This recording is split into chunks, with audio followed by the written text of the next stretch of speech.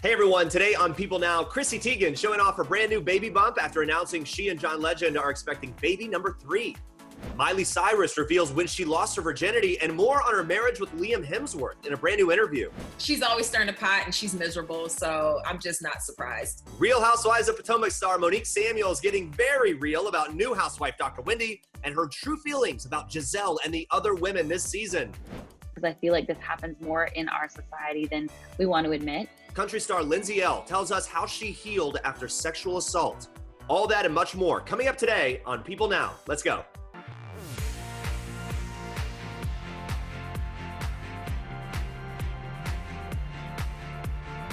Hey, what's up, everyone? Welcome to People Now. Happy Friday. Got the iced coffee going. We are ready to hit the weekend. Good to see you. I'm Jeremy Parsons here in New York. Andrea's got the day off. We got a lot coming up today. We begin with this. Here's what you need to know and what's trending today. Christy Tegan has confirmed that she and John Legend are expecting another baby. On Thursday, she posted a video on her Instagram story showing off that growing baby bump. Take a look. Look at this third baby. Yeah, as you can see here, she's posing in front of a giant mirror, looking chic in a pair of black leggings and an open blazer. She's definitely got that pregnancy glow. Multiple sources confirmed to People that Tegan is expecting after the couple hinted at the pregnancy in Legend's latest music video for Wild. At the end of that video, Tegan puts her hands on her stomach. Take a look. Wow, wow, wow. Yeah, that looks to be a tiny baby bump to me there. A sly way to kind of reveal the news. I love how they kind of work everything in, knowing that people are going to go crazy about it. And we love it. During a live chat on YouTube ahead of the music video release, the couple spoke about how special it is to be able to watch their relationship evolve throughout the course of Legend's music videos. He even pointed out that this video is their next chapter. Legend and Tegan are already parents to 4-year-old daughter Luna and 2-year-old son Miles. Both Legend and Tegan have been candid over the years about how the journey to parenthood wasn't easy for them. In 2015, 2 years after they got married, Tegan revealed that they had been trying for years to get pregnant. In 2018, Tegan confirmed that they conceived their second child through IVF, more than 2 years after having previously chosen to implant a female embryo, which resulted in the pregnancy with their daughter. Congratulations to the happy growing family. All right, Dolly Parton is coming out in support of the Black Lives Matter movement. In an interview with Billboard, Parton says that even though she's not attended protests in person, she understands people having to make themselves known and felt and seen, as she puts it. The music icon adds, of course Black Lives Matter. Do we think our little white bleep are the only ones that matter? No, that was her quote. Parton also explains that she changed the name of a Civil War-themed attraction at her theme park from Dixie Stampede to just the Stampede after she realized the term Dixie was associated to the Confederacy. She changed the name because she didn't want to offend anyone. She says, there's such a thing as innocent ignorance, and so many of us are guilty of that. And she adds, as soon as you realize something is a problem, you should fix it. In the interview, Parton also opens up about her do no harm philosophy. She explains that she doesn't want to judge how anyone lives, and she believes everyone has a right to be exactly who they are.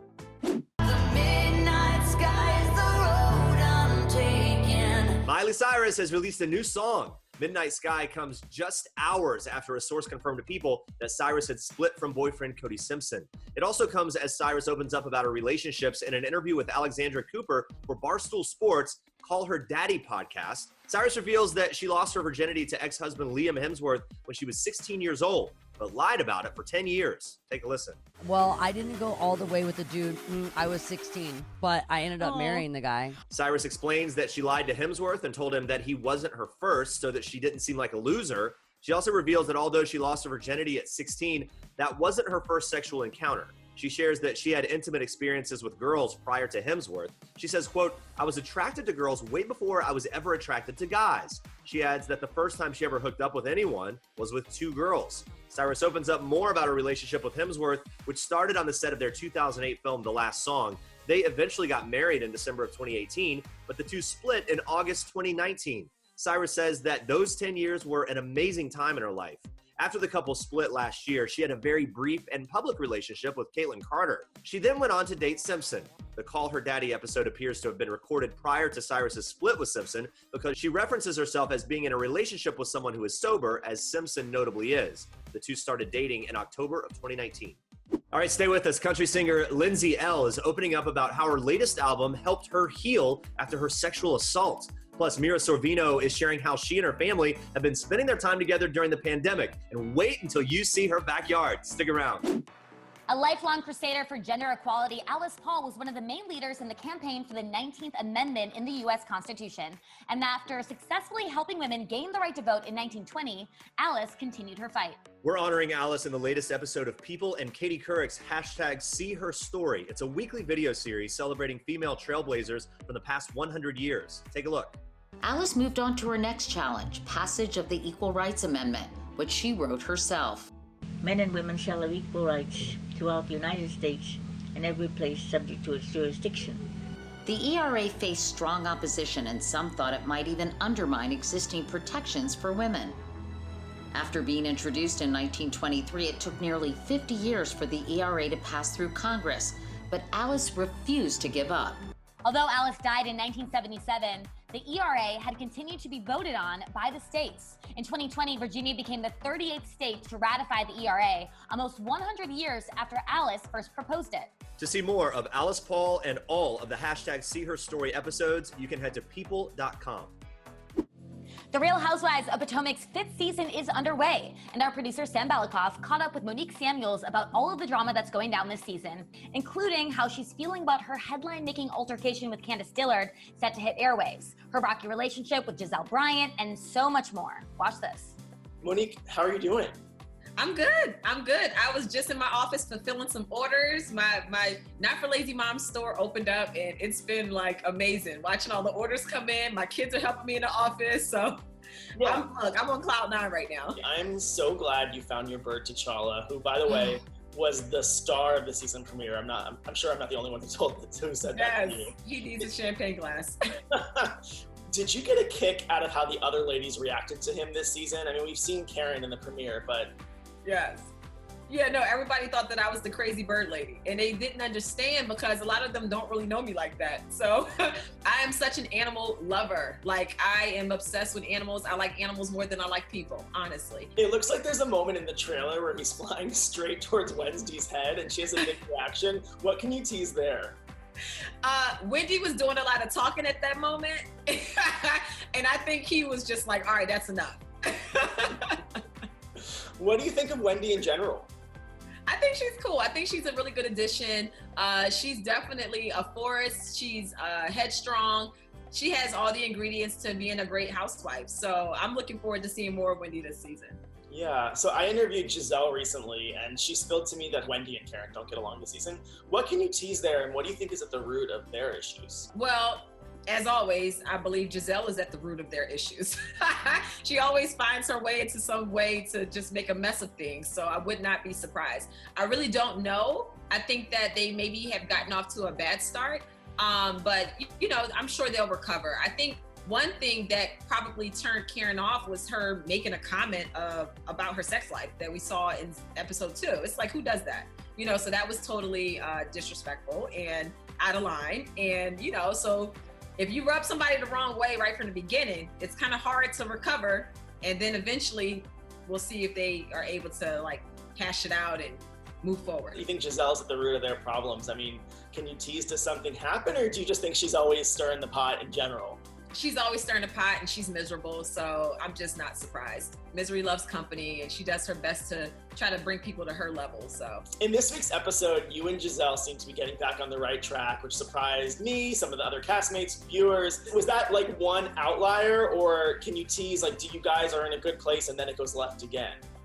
Oh, well, I mean, Giselle's fake, and I'm always cautious with her. So I felt like her trying to be friendly towards me had another underlying, you know, tone to it. So I was definitely cautious dealing with her. And when she did flip on me, I wasn't surprised. But that's just who she is. That's what she always does. I've seen it. I've seen how she interacts even with her close friends on the show. And it's always some reason behind her being nice. It's like a setup. You two have never really gotten along. What do you think is at the root of those issues? I mean, you could speak for yourself, but on both sides, what do you think is really going on? Well, I'm a person that's always open to being friendly to people and getting along with people. I'm not a person that would just like seek to hurt someone or hate someone. And that is what Giselle is. She's a hateful, miserable person. Maybe her life has not gone the way that she anticipated it to go. And, you know, she's just hateful. So some of the things that she does is like really disgusting. It's very disturbing that you have people who they care so much for a storyline or, you know, just being on TV in general, that they could totally disregard you as a person, you, your family, and everything that you stand for and what your character is, you know? So it's just sad that there are people out there like that, and that's just how it happens to be her. And I'm always trying to be open to be friendly, but at some point you just gotta draw the line and just say, you know what, I've been down that road too many times and I'm not going down the road anymore. Yeah. Seems like you two are mostly down, usually, besides the blip earlier, but her and Karen are always up and down. What would you say is their relationship is like this season? I think that it's always going to be up and down. And the reason why people like Karen and I could never fully have a great relationship with a person like Giselle is because we have our own minds and we can't be controlled. And Giselle likes to be around people who she feels she can control. So her and Karen have this battle constantly because they've known each other a long time. And Karen's the type of person that's like, you're not going to tell me or bully me or do anything that I don't want or agree with. And Giselle can't handle that. Yeah. So in last week's episode, there were rumors that Charisse had been spreading to the group about your marriage. You initially didn't want to talk about it in your interview. I'm wondering if you asked the other ladies to not talk about it too, and if you were surprised watching it back that Giselle laid it all out there? Yeah, I was surprised because the rumors that what she put out there was not the only part. The rumors were disgusting. They were terrible. I did not want to talk about it at all. Everyone in that circle knew about the rumors because Charisse and another person who was outside the circle came up with this whole situation, and Charisse delivered it to the ladies. So it was a hot mess. Everyone knew about it. Everyone knew that the mess wasn't true. And of course, Giselle would be the miserable person to actually air it out on TV. And we'll deal with that. That's what reunion's for. We see that Charisse shows up in this week's episode. Was her popping up and this rumor something that keeps coming up all season that you had to struggle with, or does it get put to bed soon? I'm not sure because I didn't stay long enough to entertain any type of conversation.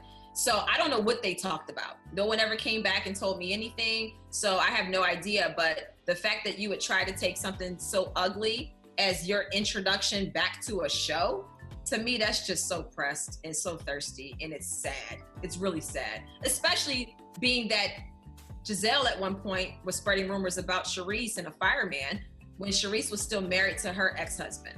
So it's like, it's just disappointing. But the only thing that I can ever think to make it make sense is that misery loves company. Just to clarify, when you said you didn't stay long enough, you mean in this specific episode? Like you left? I didn't stay long enough around Charisse, ever. So like, people talk about self-control. I definitely, you know, lost my self-control with the incident with Candace, but I'm a person where if I know that I don't need to be in spaces with a certain person, then I'm going to mentally prepare myself so that I don't go there. And if I feel like people are trying to push me, then I know how to walk away. So I was able to execute that early on. You also joked about taking away butter knives from Candace a couple of times, which is a reference to last season. Was that you just being funny, or were you trying to be petty? Like, would she have actually been riled up if she sat down and had no knife? So that was a combination of funny and petty and being absolutely serious. When we were at the dinner party, season 4, and she did the whole butter knife thing, if you saw my reactions, I didn't think any of it was funny. I was actually very much disturbed and bothered watching that whole dinner go down, to the point where I said that night, I will never come back in this house. And I have not been back at that house since. That's how bothered I was. So I was more so concerned that I don't want this situation happening again. Candace has a tendency to pick up things and she starts tapping and banging and, you know, so that was my way of saying, all right, we need to make sure that we are all comfortable sitting here and we have some peace. But yeah, it was definitely like a combination, a three-way combo there. What, drag me? Do you want me to drag you? Get off of me. Get off of me. I, by no means, wants to be near you. And maybe I don't need to be a part of this anymore. So I want to ask, you know, we've all seen the headlines and the trailer, and we know that you and Candace have an altercation this season. So we'll have to see how it all plays out, but reflecting on it, I'm curious if you could tell me from your perspective, out of 100, like what percentage do you think you're to blame and what percentage do you think Candace is to blame? I think it's 50-50. I had no intention, I had no desire to just start fighting somebody. I feel like I matched her energy, and one thing led to another, and we both were out of control. So I would definitely say 50-50. I own my share. I have no problem with admitting the parts that I was wrong, but I am going to stand my ground and give you a reason for why I felt the way I felt. And at the end of the day, when you witnessed a person's belligerent behavior, and then they approach you in a manner in which you start feeling defensive, I'm not going to wait and see if somebody's going to do anything to harm me. I'm going to be on guard. So I can only take what I know as history. Someone waving a knife in someone's face and then tossing it at them, and then darn near fighting their own husband, trying to get at that person. So I don't play with people like that. Yeah, so I don't want to harp on it too much because we'll see how it all plays out, but I'm curious if you're looking forward to it airing, whether that's to put it behind you or maybe clear things up, or if you're nervous about it coming up. Like, what's your mindset? My mindset is I just can't wait to get it over with. You know, like the anticipation that everyone has, all of the talk, all of the people, you know, they're trying to speculate, even right now, episode 2. They're trying to speculate like, oh, what provoked the fight or what started the fight, you know? So I'll be happy when it's done and we can move forward, and then everyone can come up with their own conclusion, draw their own conclusion after they're able to see how everything unfolds throughout the season. Yeah. You said on Instagram Live recently that you're definitely not quitting the show and may even stay on to make the other ladies upset. Do you really feel they'd be upset if you stayed on? Absolutely. They did a lot to try to get me off last year, and it didn't work. So, I mean, it is what it is. Like, some people have real life hate for you, and that's unfortunate. And, you know, at one point I did want to walk away, but at the end of the day, I'm like, you know what? I'm here. I'm here for the people who do support me, and I'm here to tell my story, and I'm not going to let anyone else tell it for me. So I ain't going nowhere. For more of Monique Samuels, you can check out her website, notforlazymoms.com, and her new book, Potty Training Mommy and Daddy, a guide for introducing infant potty training as early as 6 months old. It's available on Amazon and her site. And of course, watch her in The Real Housewives of Potomac, airing Sundays at 9 p.m. Eastern on Bravo. And we'll have even more of our interview with Monique on Monday, including a look at her new song called Drag Queens. You don't want to miss it.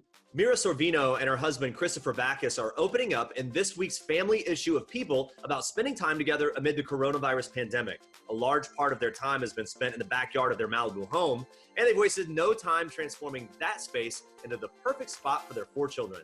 But this lawn is multi-purpose. So where we're sitting right now, this is basically third base. We have a little pitching mound over here, and we have a batting cage, and we have a home plate built over there. Yes. And so we'll do wiffle ball, but there's a slip and slide there, sort of looking sadly, deflated. But we put it between third and home, and we call it swiffle ball.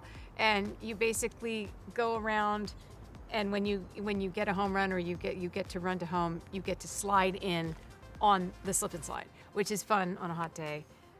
We have a volleyball net that we put up over there, so we can play volleyball.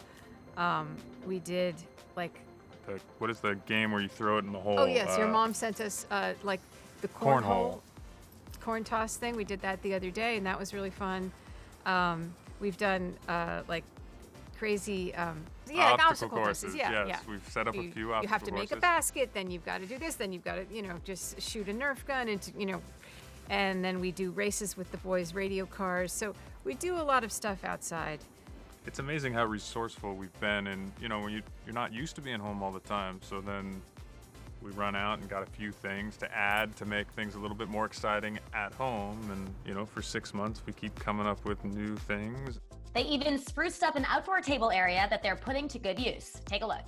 We have had more dinners together because our kids have so many activities. My daughter is a really serious dancer and choreographer, and she goes to 9 dance classes a week, and she's on the dance team at her high school.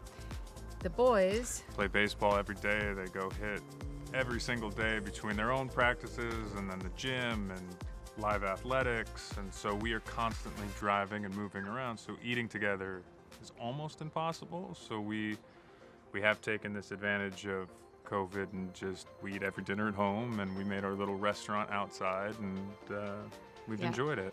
In the midst of these uncertain times, Mira and Christopher also opened up about how important family time is to them.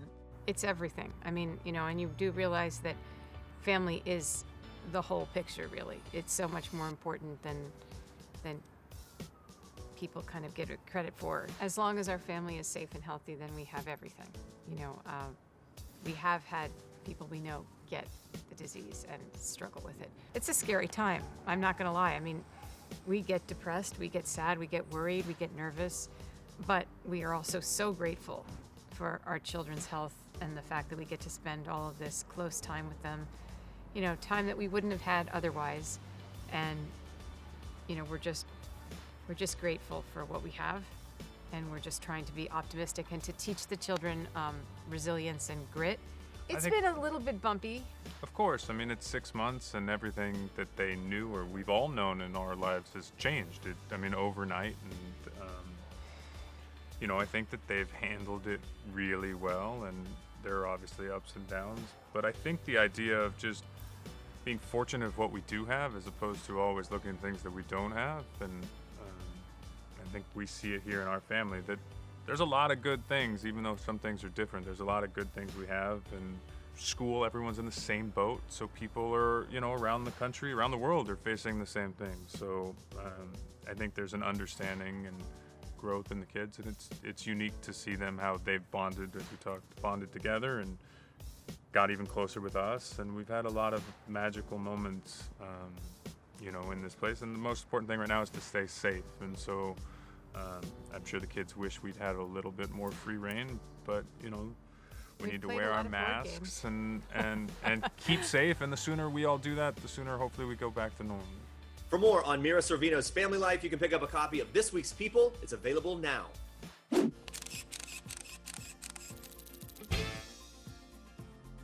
All right, everyone, fresh off the release of her new album, Heart Theory, I'm so excited to be joined now by country singer Lindsay L.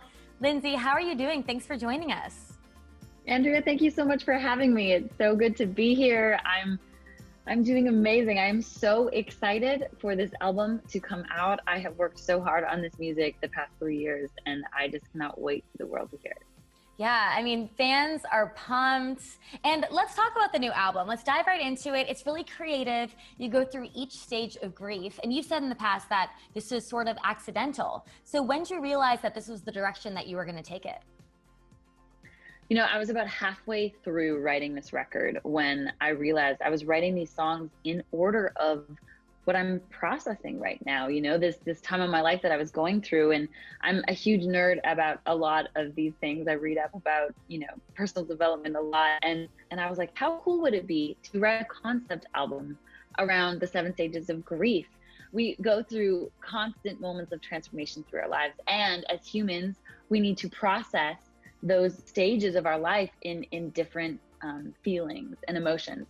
Amazing. I love that it was just this accidental thing and then you turned it into this thing that's really beautiful.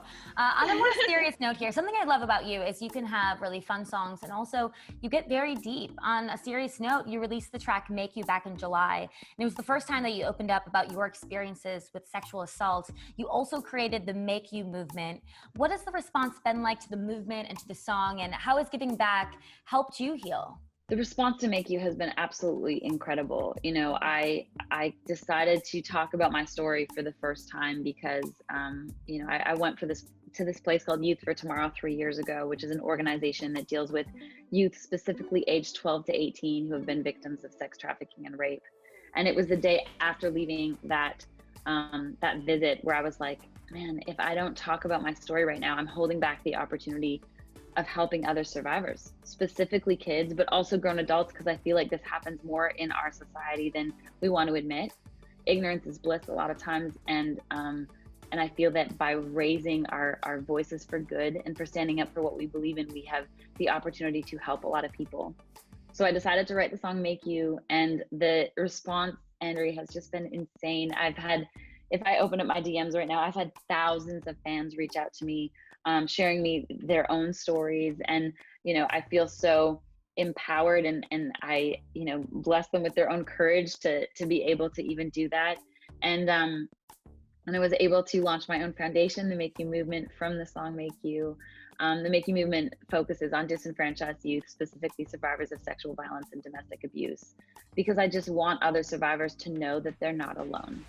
That's amazing. And also you're helping so many people, and they do now have someone to look to and see and realize that they can get through this just like you, and you're a very strong person. So I think it's so wonderful that you're doing all of this. On a different note, you end the album with a song called Ready to Love. So what does this song mean to you? You know, Ready to Love symbolizes the full arc of the record. You know, it starts in the place of shock of where you're like, okay, what's going on in my life right now? And then it ends in a place of acceptance where you can look in the mirror and accept yourself for everything that you are, everything that you've been through, and be open to new things. Be ready for the next step. I think that is truly the form of acceptance when you can open your heart. It's a hard thing to do when, you know, after we've been through working all of these difficult things in our lives, but when you can fully open your heart, you know you have turned that corner. You can wake up breathing a little bit deeper and open to new things. And I truly feel like I'm in that spot right now. Okay, that was what I was gonna ask. So you feel ready to love. Have you been getting out there dating? I know we're obviously in a pandemic, so dating looks a little different. It's a little more virtual. I mean, what's been going on with all of that? Yeah, dating in a global pandemic is a whole different thing. You don't really meet people in person anymore. So yeah, I mean, I've done the dating app thing a little bit. I'm not good at dating apps at all. I'm just not good at them. But I have full faith that we can manifest what we want in life. And I just feel like through friends and, you know, the community that we will into existence, that, you know, the right boy will show up. Yeah, I agree with you. Dating apps, they're rough, especially when now dating is a FaceTime call. Then I get weirdly nervous for it. I'm like, what's going on here?